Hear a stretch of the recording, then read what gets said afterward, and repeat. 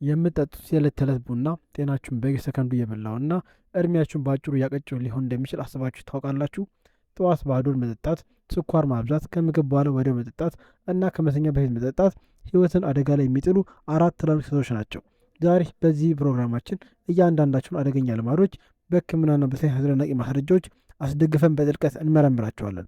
አዎ፣ እነዚህን አራት የቡና አጠቃቀም ስህተቶች ዛሬውን ካላቆማችሁ ጨጓራችሁ ሙሉም ታጣላችሁ፣ ወደ ከፋ የደም ማነስ በሽታም ትገባላችሁ። ከዚህም በላይ የልብ ምት መዛባት፣ የነርቭ መሸበር፣ የሆርሞን መቃወስና መፍትሄ የሌለው የዕድሜ ልክ የእንቅልፍ መዛባት ችግር ውስጥ ትዘፍቃላችሁ። እኛ ኢትዮጵያውያን ቡና እንደ ህይወት እንወደዋለን። ነገር ግን ሳናውቅ የምንከተለው የአጠጣጥ ዘይቤ የውስጥ አካላችንን እያደቀቀው ይገኛል። ይህ ቪዲዮ ዝም ብሎ ተራ መረጃ ሳይሆን የእናንተን የሌሎቻችሁንና የቤተሰቦቻችሁን ጤና ከከፋ መታወክ የሚታደግ ታላቅ የህክምና ሚስጥር ነው። ስለሆነም ይህን እጅግ ወሳኝ የሆነ ትምህርታዊ ማብራሪያ ከመጀመሪያ በፊት አሁኑ ቪዲዮ ላይክ ማድረግ ተደራሽነቱን አግዙት። ይህ በዋጋ የማይተመን ትልቅ የጤና መረጃ ለሁሉም ወገኖቻችን እንዲደርስና ግንዛቤ እንዲፈጠር ሼር ማድረጋችሁን በፍጹም እንዳትረሱ። የእናንተ አንድ ሼር በእንቅልፍ ያዘለች እናትን፣ በጨጓራ የሚሰቃይ ወንድምን ወይም በደም ማነስ ያለች እህትን ህይወት ሊታደግ ይችላል። ሰብስክራይብ ያላደረጋችሁ አሁን ሰብስክራይብ በማድረግ ቤተሰብ ይሁኑ። ምክንያቱም ወደፊት እንዲያሉ ዝርዝር የጤና ምርቶችን ይዤላችሁ ቀርባለሁ። አሁን እንግዲህ እነዚህ አራት አደገኛ ስህተቶችን በሰውነታችን የውስጥ ክፍል ውስጥ ገብተው ምን አይነት ውንበት እንደሚያስከትሉ በጥልቀት እንመልከት።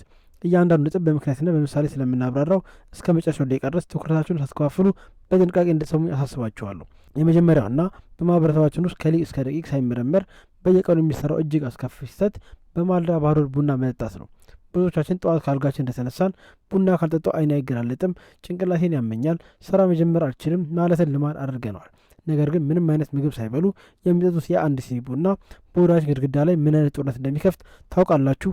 ቡና በውስጡ የያዘው ከፍተኛ ካፌን መጠንና ተፈጥሮ አሲዶች የጨጓራ ሃይድሮክሎሪክ አሲድን ምርትን ያለቅጥ እንዲገነፍል ያደርጉታል። ይህ አሲድ በተፈጥሮ የበላነውን ምግብ ለመፍጨት የሚረዳ ቢሆንም ባዶ ላይ ሲመረዝ ግን የሚበላው ምግብ ስለማያገኝ የጨጓራ ግድግዳ ይበሏል።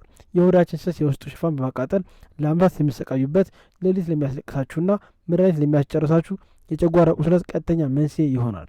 ጨጓራችን አንዴ ከተቆጣና ከተላጠ ደግሞ የሰውነታችን አጠቃላይ የምግብ መፍጨት ስርዓት ይዛባል፣ የምግብ ፍላጎታችንም ሙሉ በሙሉ ይዘጋል። በዚህም ሳቢያ ሰውነታችን ተከታታይ የኃይል እጥረት ስለሚገጥመው ቀኑ ሙሉ በትምህርትም ሆነ በስራ ቦታ የመዛልና የመደበር ስሜት ይሰማናል። ከዚህ በተጨማሪ በባዶ የሚወሰድ የካፌ የጭንቀት ሆርሞን የሆነውን ኮርቲሶል መቀስቀስ ያለምንም ምክንያት የመጨነቅና የመደንገጥ ስሜትን ይፈጥራል። ታዲያ ይህን ማለዳ ላይ የሚቀሰቀሰውን አደገኛ የጤና ጠንቅ ለማስወገድና ንቃታችንን ለመጠበቅ ምን ማድረግ አለብን ብለው መጠየቁ አይቀርም። መፍትሄው በጣም ቀላልና ምንም አይነት ተጨማሪ ውጪ የማይጠይቅ ነው። ጠዋት እንደተነሱ መጀመሪያ አንድ ትልቅ ብርጭቆ ለብ ያለ ውሃ ይጠጡ።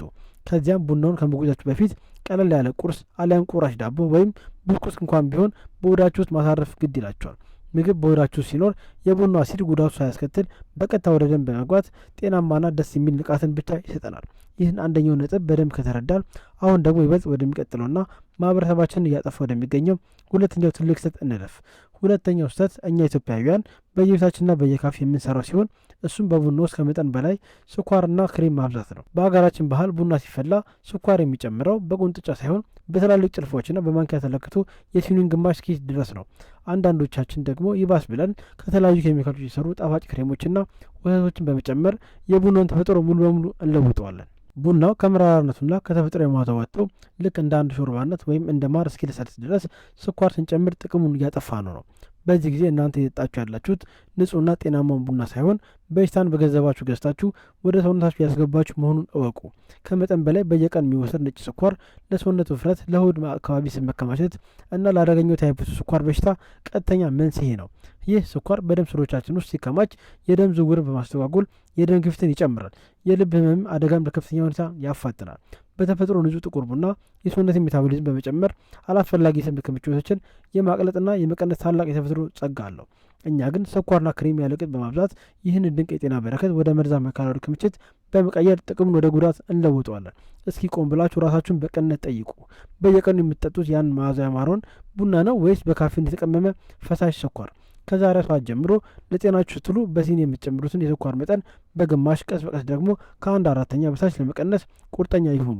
መጀመሪያ አካባቢ መራሪነቱ ሊከብዳችሁ ቢችልም ቀስ በቀስ ግን ያለ ስኳር ወይም በጣም በትንሽ ስኳር መጠጣት መልመድ የጤናችሁ ትልቅ ድል ነው። የቡና እውነተኛ መዓዛ አንቶሲዳንቱና ድንቅ የመፈወስ ኃይሉ የሚገኘው ያለ ስኳር በተፈጥሮ ጣዕሙ ብቻ ተፈጥሮ የተጣ መሆኑን ልታውቁ ይገባል። ይህንን የስኳር ጣጣ በደንብ ካስተዋልን አሁን ደግሞ በሶስተኛው ደረጃ ወደ ተቀመጠውና ሁላችንም በየቀኑ ወደምንደግመው አስገራሚ ስህተት እንሸጋግራለን። ሶስተኛው ስህተት ምሳ ወይም እራት ተመግበን እንደ ጨረስን ገና ከማዕዱ ሳንነሳ እና እጃችን ሳይደርቅ ቡናው ይቅረብ የማለት ባህላዊ ልምዳችን ነው። በሀገራችን ማዕድ ተነስቶ ሳይሰበሰብ የዕጣኑ መዓዛ እየጨሰ የቡናው ሲኒ በእጃችን ላይ መዞሩ እንደ ትልቅ መስተንግዶና እርካታ ይቆጠራል። ይህ ማህበራዊ ልማድ ለፍቅርና ደስታ ጥሩ ቢሆንም በውስጥ አካል ጤና ላይ ግን ከፍተኛ ሳይንሳዊ አደጋ እንዳለው የሕክምና ባለሙያዎች ያረጋግጣሉ። ምክንያቱም በበላሉ ምግብ ውስጥ የሚገኘው የብረት ማዕድን ወይም አይረን ለደማችን መፈጠርና ለቀይ የደም ሴሎች እድገት ፍጹም ወሳኝ ነው። ቡና በውስጥ ያዘው ታኒንና ፖሊፊናል የተባሉ ኃይለኛ ኬሚካል ንጥረ ነገሮች ግን በሆዳችን ውስጥ ገብተው ስራቸው ሌላ ነው። እነዚህ ንጥረ ነገሮች ምግባችን ውስጥ ካለው የብረት ማዕድን ጋር በመጣበቅ ሰውነታችን ማዕድኑ እንዳይመጥና እንዳይጠቀምበት ሙሉ በሙሉ ያግዱታል። ይህ ማለት እናንተ የፈለገውን ያህል ገንዘብ አወጥታችሁ አልሚ ምግብ ብትመገቡ ከምግብ በኋላ ወዲያው የሚጠጣ ቡና ጥቅሙን ያባክነዋል ማለት ነው። ይህ ጎጂ ልማድ ለአመታት ሲቀጥል በተለይ በእናቶቻችን በነፍሰ ጡር እህቶቻችንና በማደግ ላሉ ህጻናት ላይ የከፋ የደም ማነስን በሽታን ያመጣል። ምንም ስራ ሳይሰሩ ሁልጊዜ መርበትበት፣ መዛል፣ የድካም ስሜት፣ የልብ ምት መጨመርና የፊት መገርጣት የሚሰማቸው ሰዎች መንስኤው ይኸው ሊሆን ይችላል። የዕለት ተዕለት የስራ ድካም ሳይሆን የምትመገቡት ምግብ ውስጥ ያለውን የህይወት መሰረት የሆነውን ብረት ቡናው ስለጠፋባችሁ መሆኑን መረዳት አለባችሁ። ስለዚህ ጤናማ ደም እና ጠንካራ የሰውነት መከላከል አቅም እንዲኖራችሁ ከተፈለገ ከምግብ በኋላ ወዲያውኑ ቡና የመጠጣት ልማድን ዛሬውን ማቆም አለባችሁ። ትክክለኛውና ሳይንሳዊ መንገድ ምግብ ከተበላ በኋላ ቢያንስ ለ1 ሰዓት ተኩል ወይም ለ2 ሰዓት ያህል በትዕግስት መቆየት መቻል ነው። ይህ የ2 ሰዓት የጊዜ ልዩነት ሆዳችንና አንጀታችን ከምግብ የሚፈልገውን የብረት ማዕድን በአግባቡ ተጠቅሞ እንዲጨርስ ሰፊ ዕድል ይሰጠዋል። ይህንን ከምግብ በኋላ የማድረግ ጥንቃቄ ካየን አሁን ደግሞ ወደ አራተኛውና የመጨረሻው ነገር ግን የብዙ ሰዎችን እንቅልፍ ወደሚያናጋው ስህተት እንለፍ። አራተኛውና እጅግ አደገኛው ስህተት ማታ ከስራ ተመልሰን ዘና ለማለት ወይም ከምሽት እራት በኋላ በቤታችን ውስጥ ረጅም የቡና ፕሮግራም ማድረግ ነው። አሊያም አመሻሽ ላይ ከጓደኞቻችን ጋር በተለያዩ ካፌዎች ተቀምጠን የምሽት ወሬያችንም ለማሞቅ በትላልቅ ኩባያ ቡናዎችን እያዘዝን መጠጣት ነው። በዚህ ጊዜ ብዙ ሰዎች እኔ ማታ ጠጥቼም ቢሆን እንቅልፍ በደንብ ይወስደኛል፣ ቡና እንቅልፍ አይከለክለኝ እያሉ በድፍረት ሲናገሩ ይሰማሉ። ይህ ግን ትልቅ የራስን ስሜት የሚሸወድና አጠቃላይ ሰውነትን የነርቭ ስርዓት መርጋት አደጋ ላይ የሚጥል የጥንቃቄ ጉድለት መሆኑን ማወቅ አለባችሁ። ምክንያቱም በቡና ውስጥ ያለው ካፌን አንዴ ወደ ሰውነታችሁ ከገባ በኋላ ከደም ውስጥ ሙሉ በሙሉ ለመውጣት ከ6 እስከ 8 ሰዓት ይፈጅበታል። አይናችሁ ተዘግቶና አልጋ ላይ ተኝታችሁ እንቅልፍ የወሰዳችሁ የሚመስላችሁም በአንጎላችሁ ውስጥ ያለው የካፌን ክምችት ግን አእምሮን ሲቀሰቅሰው ይኖራል። በዚህም ሳቢያ ሰውነታችን ጡንቻዎችን የሚያድስበትን እና አእምሮን የሚያርፍበትን ጥልቅ እንቅልፍ ወይም ዲፕ ስሊፕ የተባለውን ወሳኝ ረፍት ያጣል። ለዚህ ነው ማታ ሙሉ ተኝታችሁ እንኳን ጠዋት ስትነሱ ትከሻችሁ የሚከብደው፣ ጭንቅላታችሁ የሚፈልዘው እና እንዳልተኛችሁ ሆናችሁ የምትነሱት። ይህ በየቀኑ ሲደጋገም ቀኑ ሙሉ ስራ ላይ የመቀብለብ፣ የመነጫነጭ፣ ትኩረት የማጣትና የማስታወስ ችሎታ የመቀነስ አደጋዎችን ያስከትላል። ስለዚህ የአእምሯችሁን ጤና ለመጠበቅና ጠዋት በደስታ ለመነሳት ከመተኛታችሁ ቢያንስ ከ6 ወይም ከ7 ሰዓት በፊት ቡና መጠጣትን በፍጹም አቁሙ። ከምሽቱ 1 ሰዓት በኋላ ለሚኖራችሁ የቤተሰብ ጨዋታ ከቡና ይልቅ እንደ ሎሚ ሻይ ቢጠቀሙ ይመከራል። እንግዲህ ክቡራን ተመልካቾቼ በዝርዝር የተመለከትናቸው እነዚህ 4 የቡና አጠቃቀም ስህተቶች ላይም በጣም ቀላልና ተራ ይመስላሉ። ነገር ግን በየቀኑ በየሳምንቱና ለአመታት የምንደጋገማቸው ጎጂ ልማዶች በመሆናቸው በውስጥ አካላችን ላይ የማይሻር ትልቅ ጠባሳን ይተዋሉ። የሀገራችን አባቶች ሲተርቱ በሽታ የመጣለት እንጂ የቆየለት አያስታውቅም የሚሉ አባባል እጅግ በጣም እውነተኛና አስተማሪ የሆነ ምክር ነው።